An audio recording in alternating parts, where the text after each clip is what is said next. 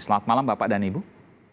Malam Mas Malam, Aiman. Mas. Iya, saya ke Mbak Eni. Mbak Eni, Ya, informasi ini tentu masih rencana, meskipun bukan tidak mungkin untuk segera dilakukan. Bagaimana mekanisme yang Mbak Eni dapatkan informasinya? iya. Yang sebenarnya cukup mengagetkan bagi publik Mas Aiman, Ya. wacana ini justru muncul dalam revisi Undang-Undang KUP. Kita tahu yang namanya undang-undang itu biasanya jarang sekali membahas hal-hal yang sifatnya teknikal, apalagi sangat rigid gitu. Jadi itu ukuran tarif pajak, apakah sekian persen, berapa persen, itu adalah keputusan-keputusan yang sifatnya itu sangat teknikal sekali.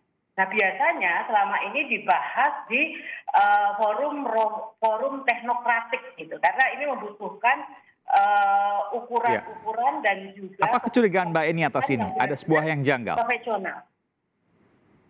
Nah, jadi itu yang pertama, dan kedua, sebenarnya tadi kita agak confused juga ketika mendengar penjelasan dari Pak Yusinus gitu, bahwa justru PPN ini adalah ditujukan untuk keadilan. Nah, kalau memang untuk keadilan, maka simulasinya ini yang harus jelas. Jadi Sudah ini dapat informasi Mbak Eni? Stimulasinya seperti apa? ya, ini kan yang terpublikasi dan tersosialisasi kepada publik, seolah-olah ini kan ada kenaikan dari 10 ke 12%. Nah, padahal kalau menurut penjelasannya Pak Yusinus tadi, bisa jadi sembako ini bisa di bawah 10%, bahkan mungkin hanya 2-3% gitu kan.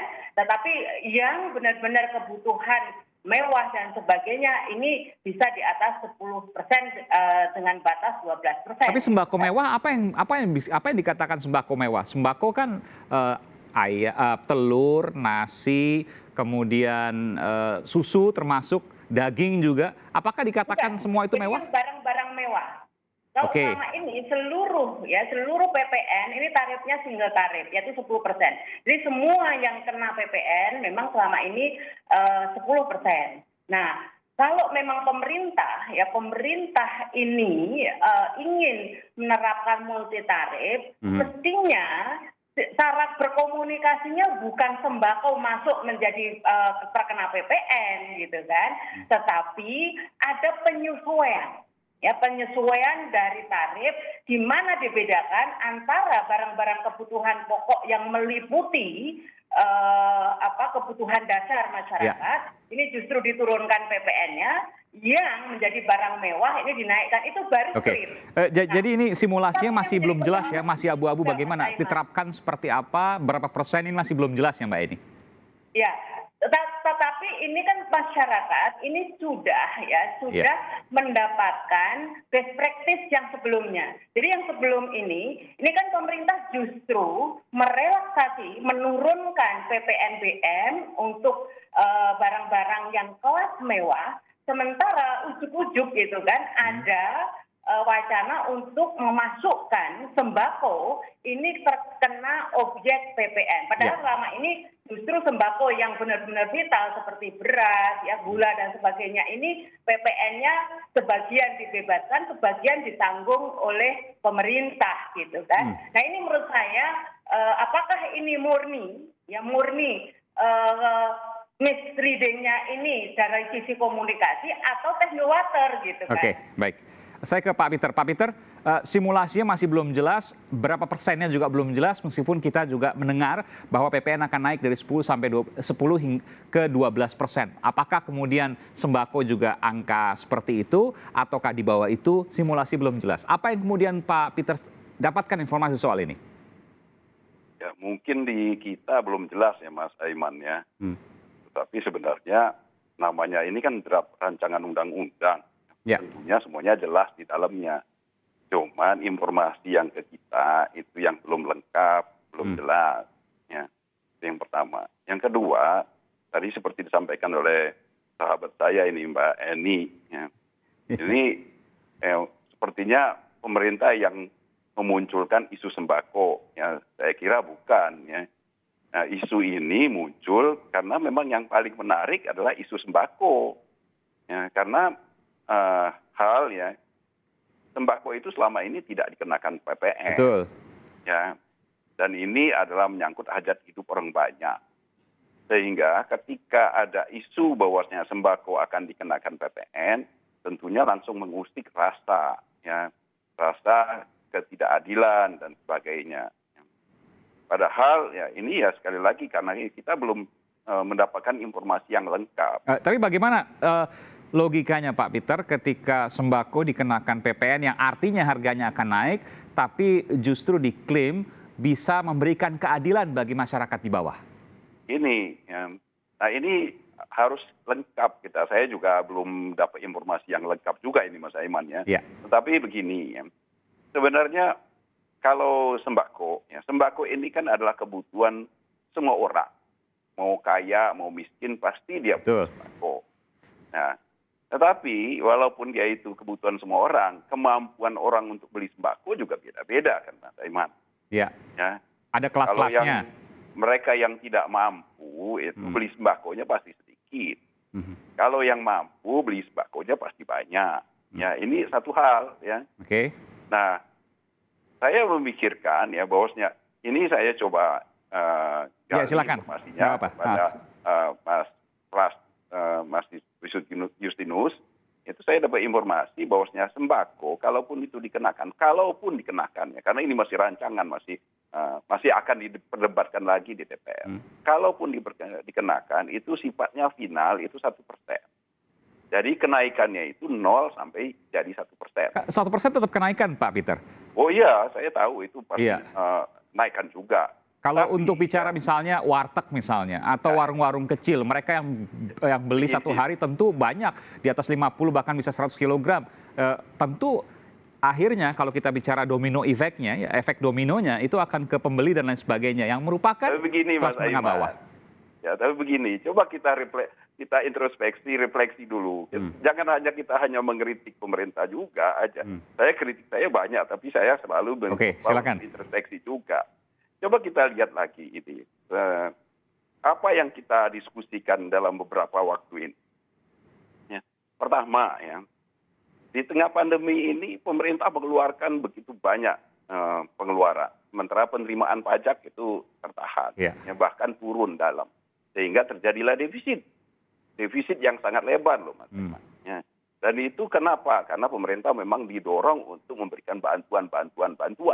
Ya. Kita di tengah kondisi defisit yang lebar seperti itu, ya, defisit melebar, kita kritiki juga pemerintah. Kita criticize pemerintah. Ya, bahwasanya pemerintah gimana nih? Pemerintah defisit melebar terus, utang tambah banyak. Ya. Penerimaan pajak turun, shortfall. Sekarang upaya pemerintah untuk menaikkan pajak, itu kita kritisi juga. Ya, jadi kalau pajak nggak boleh dinaikkan, pemerintah juga nggak boleh utang, nggak boleh berdefisitnya lebar, terus apa yang harus dilakukan? Mungkin bukan nggak boleh pajak naik, tapi pajak yang tepat sasaran. Nanti saya akan lanjutkan seperti itu. Bukan kemudian semuanya nggak boleh naik pajak, tapi apakah tepat sasaran? Apakah nanti malah justru kalangan menengah ke bawah yang justru malah terdampak? Kalau yang orang kaya-kaya sih nggak apa-apa Pak Peter. Kita akan kembali saat lagi, tetaplah bersama kami di Sapa Indonesia Malam. Apa yang menjadi latar belakang adalah kita ingin sistem perpajakan yang semakin berkeadilan. Kenapa? Karena selama ini sebenarnya dengan terlalu banyak pengecualian atas barang dan jasa yang dikenai pajak, itu menjadi distortif. Karena yang seharusnya dikonsumsi oleh masyarakat menengah atas atau kelompok atas, faktanya menjadi tidak dikenai PPN. Sehingga kita tidak bisa melakukan pengawasan secara efektif dan pada akhirnya kebijakan menjadi tidak tepat sasaran. Itu yang ingin diperbaiki dengan RUU yang baru ini. Beras. Ada beras premium yang dikonsumsi oleh kelompok atas. Itu juga tidak dikenai PPN saat ini. Daging segar kualitas Wagyu. Itu juga tidak dikenai PPN saat ini. Padahal kelompok masyarakat bawah mengkonsumsi beras murah, mengkonsumsi daging yang dibeli di pasar juga tidak kena PPN. Nah ini yang menjadikan distorsi pada saat ini. Sehingga ini ingin diperbaiki atas barang-barang seperti ini yang dibutuhkan oleh masyarakat banyak, kebutuhan pokok, menjadi objek PPN supaya bisa diadministrasikan dengan baik, dan rencananya skemanya nanti akan dikenai tarif dengan opsi PPN final yang kemungkinan bisa menggunakan skema seperti yang dipakai untuk PPN atas hasil pertanian, yaitu 1%. Yang mahal akan dikenai pajak, tapi yang murah tidak. Batasannya seperti apa? Ini tentu juga masih menjadi pertanyaan. Kalau bicara daging wagyu misalnya, lalu kita bicara daging yang berlemak atau ayam broiler, itu batasannya mana yang kemudian kena, mana yang tidak. Itu pun masih harus ada simulasi, masih harus ada penjelasan. Tapi di luar itu saya akan ke Mbak Eni. Mbak Eni, sekarang pemerintah lagi tekor. Bantu sana, bantu sini terkait pandemi. Masa nggak boleh sih naikin pajak?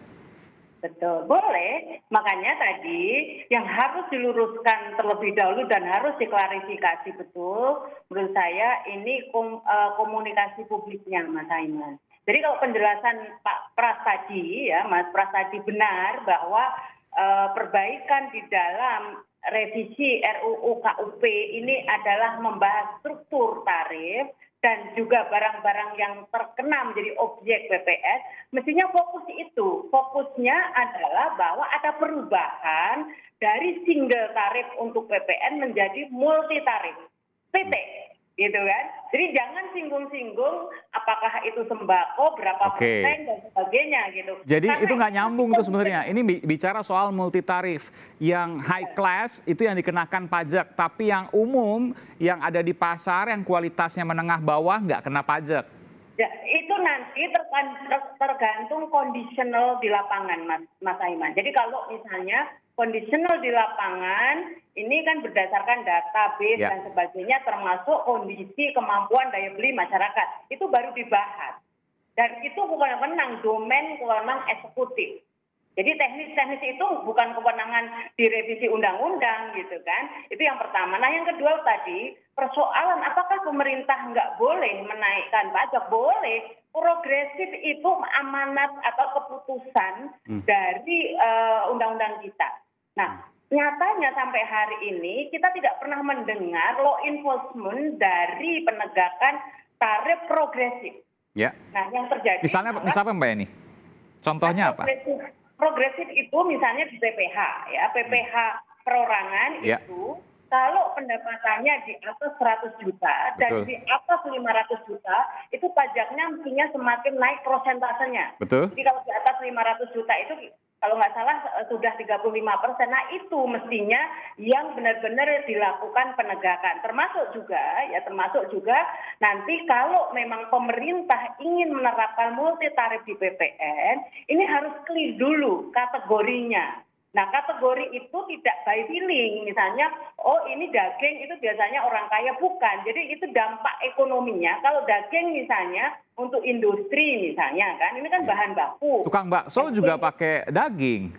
Nah, jadi kan ini nggak bisa langsung dilihat per jenis komoditas gitu kan. Bahwa oh daging itu konsumsi orang kaya. Terus misalnya tempe orang miskin, nggak bisa begitu. Betul. Tapi bagaimana komponennya nanti terhadap indeks harga konsumen.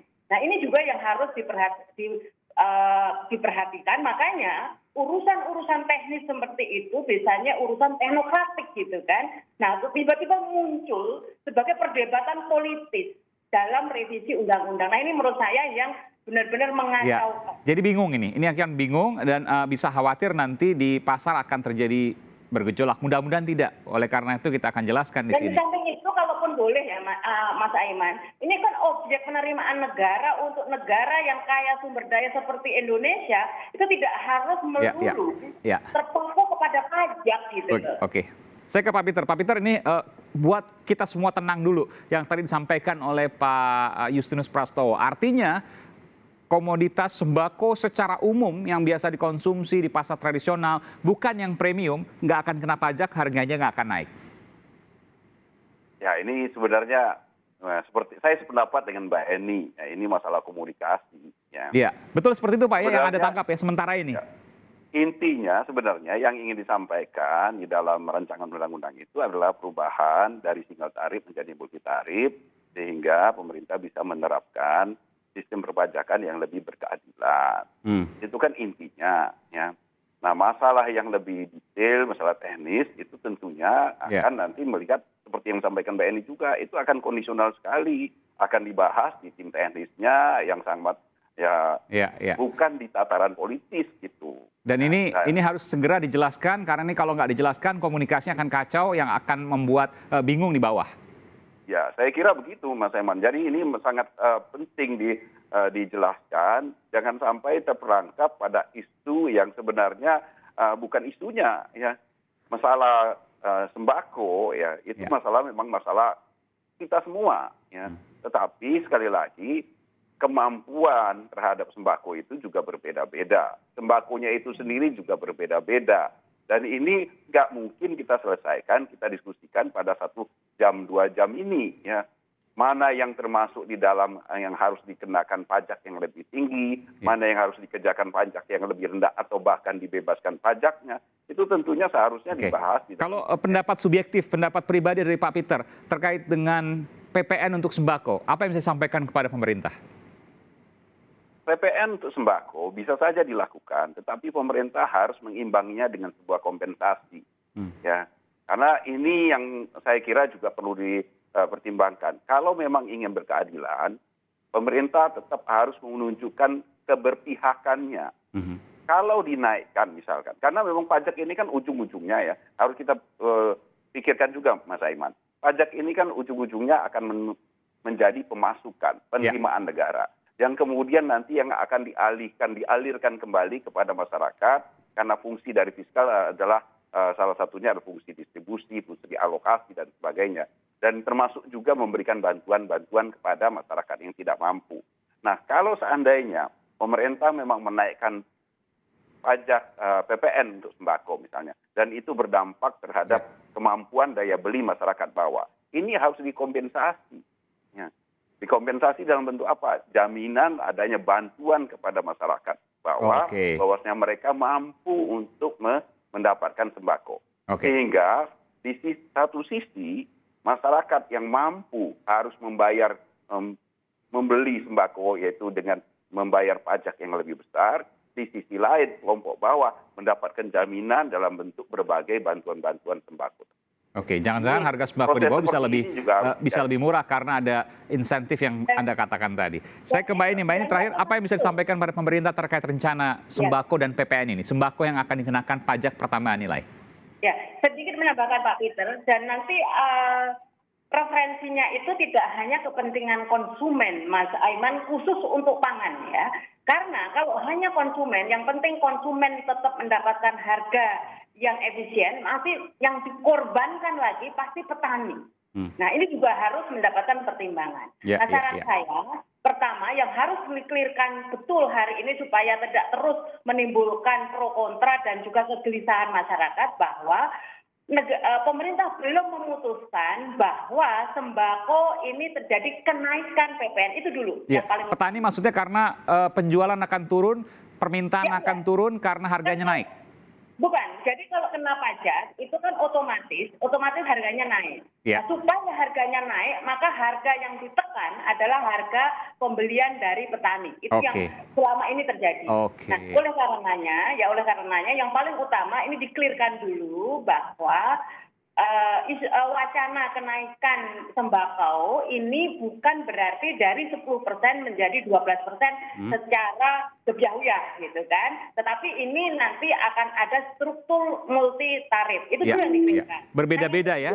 Jenis komoditasnya, kelasnya, tentu ini menjadi perhatian juga. Tadi disampaikan sedikit oleh Pak Justinus bahwa yang merupakan kelas premium yang akan kena PPN ini penting sekali yang kemudian harus dikomunikasikan oleh pemerintah terkait dengan hal ini. Terima kasih Mbak Eni Sirartati dari Indef dan juga Pak Peter Abdullah. Terima kasih atas informasinya di Sapa Indonesia Malam. Sehat selalu.